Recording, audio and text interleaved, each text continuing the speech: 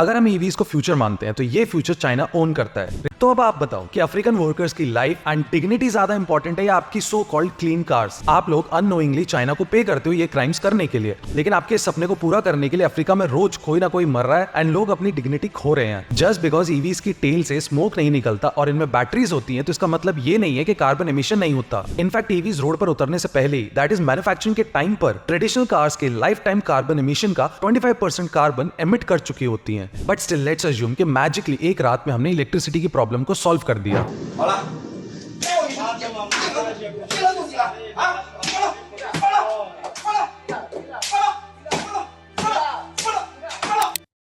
Recently Twitter पर यह video viral हुआ। इसमें आप देख सकते हो कि एक चाइनीज बंदा अफ्रीकन वर्कर्स को उन्हीं की कंट्री में इनह्यूमन तरीके से पीट रहा है। हम 21वीं सेंचुरी में आ गए हैं, लेकिन आज भी आप बहुत जगह पर ऐसे इंसिडेंट्स देख सकते हो। और ये सिर्फ एक इंसिडेंट नहीं है। आप सिंपल गूगल सर्च करोगे तो आपको ऐसे थाउजेंड्स ऑफ इंसिडेंट्स देखने को मिल जाएंगे जहां पर चाइनीज बिजनेसमैन या फिर चाइनीज एम्प्लॉइज अफ्रीकन वर्कर्स को उन्हीं की कंट्री में मिसट्रीट करते हैं। कहने को चाइना एक कम्युनिस्ट कंट्री है एंड कम्युनिज्म के बेसिक प्रिंसिपल्स में से एक प्रिंसिपल है एंटी इंपीरियलिज्म, मतलब 18th और 19th सेंचुरी में जो यूरोपियंस ने कॉलोनाइजेशन किया था उसका अपोज करना। लेकिन आज 21st सेंचुरी में जो सोशल मीडिया का जमाना है, जिस पर लोग इक्वालिटी एंड फ्रीडम की बड़ी बड़ी बातें करते हैं, उसी 21st सेंचुरी के वर्ल्ड का डार्केस्ट कॉर्नर है अफ्रीका, जहां पर चाइना सबके सामने यही कॉलोनाइजेशन कर रहा है। बट आपको पता है कि इसके पीछे का रियल रीजन क्या है? आप लोग अननोइंगली चाइना को पे करते हो ये क्राइम्स करने के लिए। हमारी एंड दुनिया भर की सारी गवर्नमेंट्स रिस्पॉन्सिबल है बिकॉज हमें एनवायरमेंट सेव करना है, क्लाइमेट चेंज से फाइट करनी है, सो दैट हम इस प्लैनेट को एंड ह्यूमैनिटी को सेव कर सकें। बट इन सब के लिए हमने बेस्ट ऑप्शन क्या चूज किया? इलेक्ट्रिक व्हीकल्स का। इलेक्ट्रिक व्हीकल्स को ऐसे मार्केट किया जाता है जैसे एनवायरमेंट बचाने का ये ओनली ऑप्शन है। लेकिन आपके इस सपने को पूरा करने के लिए अफ्रीका में रोज कोई ना कोई मर रहा है एंड लोग अपनी डिग्निटी खो रहे हैं। और ये बातें मैं हवा में नहीं कर रहा हूँ। फैक्ट्स, फिगर्स एंड रिसर्च यही शो करती है कि ईवीज एनवायरमेंट को बचाने की जगह उसे ज्यादा नुकसान पहुंचा रही हैं। और आज के इस वीडियो में मैं आपको यही facts, figures and research show करूंगा। देखो, आप जब भी इलेक्ट्रिक व्हीकल्स के बारे में सोचोगे, ईवी वर्ड सुनोगे, ईवी को देखोगे, तो आप इमेजिन करोगे clean and green future. Not just you और मी, बिजनेसेस भी ऐसा ही सोचते हैं। All over the world governments भी यही सोच रही हैं। EVs. And because of all these reasons, last decade में EVs की सेल्स कई गुना बढ़ी है। फॉर एग्जाम्पल 2010 में हर 100 व्हीकल्स में से एक EV सेल होती थी और आज हर 100 व्हीकल्स में से 18 EV सेल होती हैं। नॉर्वे में तो हर 100 में से 93 EVs हैं। Europe, US, China, India, almost हर जगह EV की सेल्स इंक्रीज हुई हैं और आगे भी होती रहेंगी बिकॉज प्रेडिक्शंस ये हैं कि 2030 तक EVs का शेयर 26% हो जाएगा, 2040 तक 72% एंड 2050 तक 81.5%। ऑलमोस्ट सारी मेजर ऑटोमोबाइल कंपनीज 100% कमिटेड है ईवीज बनाने में। इंडिया में तो जो कंपनीज ऑटोमोबाइल के बिजनेस में भी नहीं थी, वो भी ईवीज की रेस में एंटर कर रही हैं। जैसे कि JSW स्टील, जिसने MG मोटर्स इंडिया में स्टेक खरीदा और फिर 60,000 करोड़ की इन्वेस्टमेंट कमिट कर दी ईवी स्पेस में। रूमर्स तो ये भी हैं कि रिलायंस टेस्ला के साथ लोकल पार्टनर बनेगी। इंडियन गवर्नमेंट ने भी फ्लीट इलेक्ट्रिफिकेशन के लिए EV30 Act 2030 पॉलिसी बनाई है, जिसमें गवर्नमेंट चाहती है कि न्यू प्राइवेट कार रजिस्ट्रेशंस में 30% शेयर ईवीज का हो, बसेस में 40%, कमर्शियल व्हीकल्स में 70%, 2 and 3 व्हीलर्स में 80% का टारगेट है। और इन सब के लिए गवर्नमेंट टैक्स इंसेंटिव्स भी दे रही है। Then EV companies and EV ancillary companies बनाने के लिए बिजनेसेस को PLI स्कीम के थ्रू अट्रैक्ट भी कर रही है। बट ईवीज अपने प्रेजेंट फॉर्म में एनवायरनमेंट सेव करने के लिए या फिर क्लाइमेट चेंज से फाइट करने के लिए कोई सिग्निफिकेंट कंट्रीब्यूशन नहीं दे रही है। इनफैक्ट ईवीज की बढ़ती हुई डिमांड ने वर्ल्ड को न्यू फॉर्म ऑफ पॉल्यूटेंट्स दिए हैं। EVs प्रेजेंट फॉर्म में जस्ट एक इल्यूजन है। ये आपको and all over the world governments को गुड फील कराती हैं। हम सबको लगता है कि हम एनवायरनमेंट सेव करने के लिए कार्बन एमिशन कम कर रहे हैं एंड नो डाउट हम सब क्लाइमेट चेंज से फाइट करना चाहते हैं। बस ये EVs का ऑप्शन अभी इतना इफेक्टिव नहीं है। जस्ट बिकॉज EVs की टेल से स्मोक नहीं निकलता और इनमें बैटरीज होती हैं, तो इसका मतलब ये नहीं है कि कार्बन एमिशन नहीं होता। इनफैक्ट EVs रोड पर उतरने से पहले ही, दैट इज मैन्युफैक्चरिंग के टाइम पर, ट्रेडिशनल कार्स के लाइफ टाइम कार्बन एमिशन का 25% कार्बन एमिट कर चुकी होती हैं। सो ब्रॉडली स्पीकिंग EVs की 3 मेजर प्रॉब्लम्स है जिन्हें सॉल्व करना अभी most important and urgent requirement है। And these problems are power problem, raw material problem and China problem. तो हम सबसे पहले पहली problem that is power problem को समझते हैं।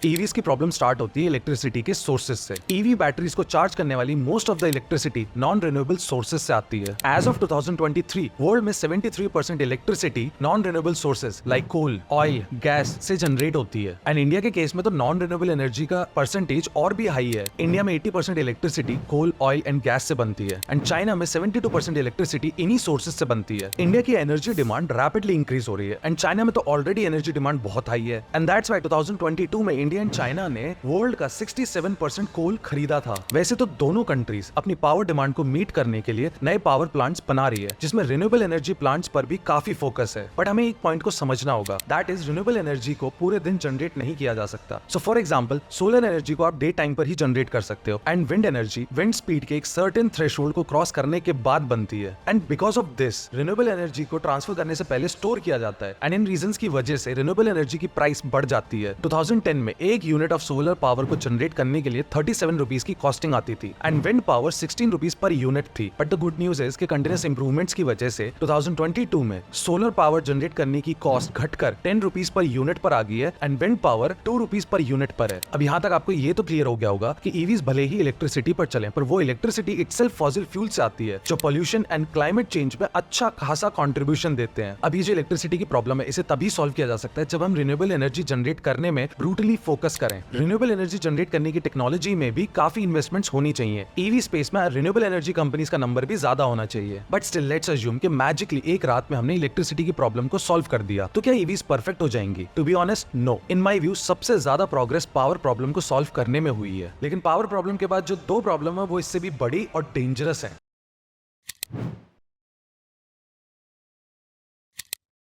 अब आते हैं ईवीज के हार्ट एंड सोल पर, that is batteries. Mostly EVs में लिथियम आयन बैटरीज होती हैं। कुछ कंपनीज ने सोडियम आयन बैटरीज में भी अच्छी प्रोग्रेस की है। तो इन बैटरीज के लिए डिफरेंट टाइप ऑफ मिनरल्स की रिक्वायरमेंट होती है, लाइक लिथियम, निकल, कोबाल्ट एटसेट्रा, और ये सब रेयर अर्थ मेटल्स में आते हैं। तो ये जो रेयर अर्थ मेटल्स है ना, ये कुछ ही कंट्रीज में कॉन्सेंट्रेटेड है। लाइक कोबाल्ट मेनली कॉन्गो में पाया जाता है, लिथियम लैटिन अमेरिका में एंड निकल इंडोनेशिया में। Now you have to understand कि इन सब जगहों पर कॉमन क्या है? Weak labour laws and human rights violation, जिनका चाइनीज कंपनीज अच्छे से फायदा उठाना जानती हैं। फॉर एग्जांपल, जिस वीडियो की बात हमने स्टार्टिंग में की थी, वैसे वीडियोस जनरली माइनिंग साइट से आते हैं। एंड लाइक कॉन्गो में 15 मेजर कोबाल्ट माइंस को चाइना कंट्रोल करता है and look at the condition of these people here. और ये सब हो क्यों रहा है? बिकॉज ईवीज को ऐसे हाइप किया गया है जैसे यही प्लैनेट को सेव कर सकती हैं। And China on the other hand EVs के रॉ मटेरियल सप्लाई को कंप्लीटली डोमिनेट करना चाहता है। वैसे तो चाइना इटसेल्फ ईवीज के केस में बिगेस्ट प्रॉब्लम है and that's why next section में हम कंप्लीटली चाइना पर फोकस करेंगे। But let's come back to this part. Rare earth metals को माइनिंग के थ्रू एक्सट्रैक्ट किया जाता है एंड माइनिंग इटसेल्फ बहुत ही पॉल्यूटिंग प्रोसेस है। एयर, वाटर, सॉइल सबको पॉल्यूट कर देती है। फॉर एग्जांपल, 1 टन लिथियम को माइन करने के लिए 19 लाख लीटर वाटर यूज होता है। माइन करने के लिए अर्थ की क्रस्ट में ड्रिलिंग की जाती है, जिससे एटमॉस्फेयर में स्मॉल पार्टिकल्स रिलीज होते हैं and severe air pollution cause करते हैं। So as per one study, जब 1 टन रेयर अर्थ मेटल्स को माइन करते हैं तो 1 ton radioactive pollutants and 75 tons of acid waste release होता है, जो nearby water bodies and ground water को भी पॉल्यूट करता है। And after creating this much pollution, just 2% lithium ion batteries recycle होती हैं, बट 98% बैटरीज को डंप कर दिया जाता है किसी लैंडफिल में, जो again soil and water pollution cause करती हैं। सो बेसिकली क्या आप बता सकते हो कि ईवीज के थ्रू हम क्या सेव कर रहे हैं और क्या हार्म कर रहे हैं? और अब तक तो हम इनडायरेक्ट पॉल्यूशन की बात कर रहे थे, लेकिन अब आते हैं डायरेक्ट ह्यूमन लाइफ्स के रिस्क पर। माइनर्स को प्रोटेक्टिव गियर्स नहीं दिए जाते, माइनर्स की वर्किंग कंडीशन पुअर होती है, हेल्थ केयर कवरेज भी नहीं मिलता एंड सैलरी तो ऑब्वियसली बहुत कम होती है, और कुछ केसेस में तो बच्चों को भी एम्प्लॉय किया जाता है। और जब ये माइनर्स इन ह्यूमन ट्रीटमेंट के अगेंस्ट प्रोटेस्ट करते हैं तो इन्हें इमीडिएटली अरेस्ट कर लिया जाता है and without any legal representation indefinite time के लिए जेल में रखा जाता है। कुछ केसेस में तो प्रोटेस्ट वायलेंट भी हो जाते हैं। तो अब आप बताओ कि अफ्रीकन वर्कर्स की लाइफ एंड डिग्निटी ज्यादा इंपॉर्टेंट है या आपकी सो कॉल्ड क्लीन कार्स?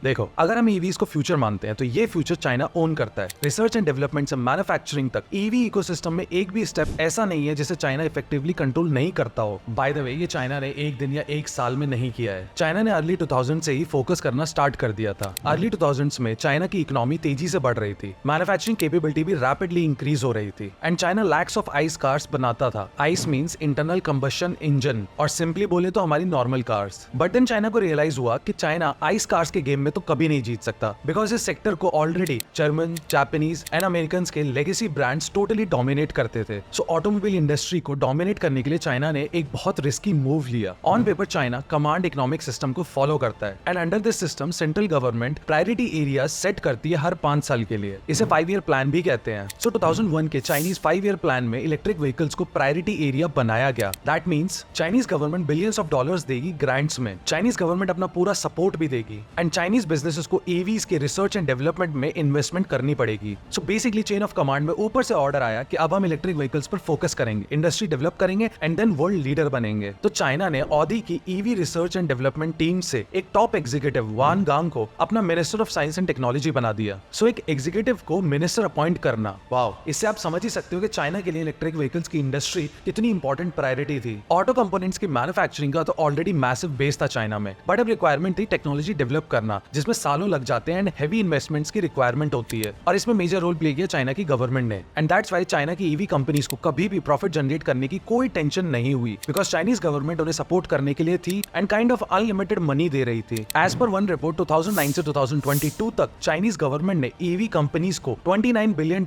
की सब्सिडीज दी हैं। और ये एक बहुत अच्छा एग्जांपल है कि जब एक कंट्री की गवर्नमेंट ब्रूटली फोकस्ड हो डेवलपमेंट पर, तो कहां से कहां एक देश को ले जा सकती है। चाइनीज गवर्नमेंट के इस ब्रूटल फोकस की वजह से 2 कंपनीज डेवलप हुई जो आज वर्ल्ड मार्केट को डोमिनेट करती हैं, BYD एंड CATL। BYD के बारे में तो आप में से बहुत लोग जानते होंगे, but CATL less known company है एंड प्रोबेबली फ्यूचर में वर्ल्ड को डोमिनेट करने की कैपेबिलिटी रखती है। CATL वर्ल्ड की बिगेस्ट बैटरी मेकर है। CATL ने वेरियस बैटरी टेक्नोलॉजीज को पायनियर किया है एंड CATL की one of the biggest success है LFP batteries, which means lithium iron phosphate batteries. By the way US ने LFP बैटरीज की टेक्नोलॉजी को 1990s में ही इन्वेंट कर दिया था, बट उन्होंने उस टेक्नोलॉजी को बेटर करने में फोकस नहीं किया। लेकिन CATL ने डिसाइड किया कि वो LFP बैटरीज की रिसर्च एंड डेवलपमेंट में इन्वेस्ट करेंगे and then they perfected this technology. और आज वर्ल्ड में 33% LFP बैटरीज यूज होती हैं। टेस्ला एंड फोर्ड जैसी कंपनीज भी LFP बैटरीज यूज करती हैं and guess what, 99% LFP batteries को चाइना की 2 कंपनीज बनाती हैं, BYD and CATL। And not just this, China की कंपनीज अपनी ईवीज को चीपर प्राइसेस पर ऑफर करती हैं, जिसकी वजह से मेजर मार्केट्स में इनका मार्केट शेयर कंटिन्यूअसली बढ़ता जा रहा है। इतना कि अमेरिका एंड यूरोप चाइना की ईवी कंपनी से फाइट करने के लिए टैरिफ्स इंपोज करने का प्लान कर रही हैं। इवन इफ ये टैरिफ्स लगाकर चाइना की ईवी कंपनी से फाइट कर लेते हैं, तो भी बैटरीज में कोई कंपटीशन ही नहीं है, बिकॉज 80% बैटरी सेल्स तो मेड इन चाइना ही होते हैं। अब रॉ मटेरियल्स के सप्लाई पर बात करते हैं। सप्लाई को कंट्रोल करने के लिए भी चाइना दूसरी कंट्रीज में मैसिव इन्वेस्टमेंट्स कर रहा है। रेयर अर्थ एलिमेंट्स को रिफाइन करने की भी बिगेस्ट कैपेसिटी चाइना के पास है एंड चाइना की टेक्नोलॉजी रिफाइनिंग में बेटर होती जा रही है। सो रॉ मटेरियल से मास प्रोडक्शन तक चाइना ईवी इकोसिस्टम को कंप्लीटली डोमिनेट करता है और अब तो यूरोपियन कार्स के डिजाइन को भी कॉपी कर रहे हैं। रिसेंटली Xiaomi ने अपनी ईवी लॉन्च की SU7 and soon internet flood हो गया Xiaomi एंड Porsche के सिमिलैरिटीज से। इनफैक्ट लोगों ने ये तक कहा कि 100% कॉपी किया गया है। टेस्ला ने जब चाइना में एंटर किया था तो उन्होंने कुछ कंपनीज की हेल्प की थी टेक्नोलॉजी डेवलप करने में, जिससे वो स्पेसिफिक एंड स्पेशलाइज पार्ट्स बना पाए टेस्ला के लिए। बट अब चाइनीज कंपनीज इन्हीं मशीन्स एंड टेक्नोलॉजी का यूज करके चाइना की ईवी कंपनीज के लिए पार्ट्स बना रही हैं। सो यू कैन अंडरस्टैंड कि ग्लोबल ईवी रेस में चाइना सबसे आगे है। And again, if EVs future है तो चाइना इस फ्यूचर को ओन करता है और इसका किसी के पास कोई सोल्यूशन नहीं है, because they have a government जो नेक्स्ट 50 और 100 ईयर्स के बारे में सोचती है एंड अपने रिसोर्सेज को उसी डायरेक्शन में यूज करती है।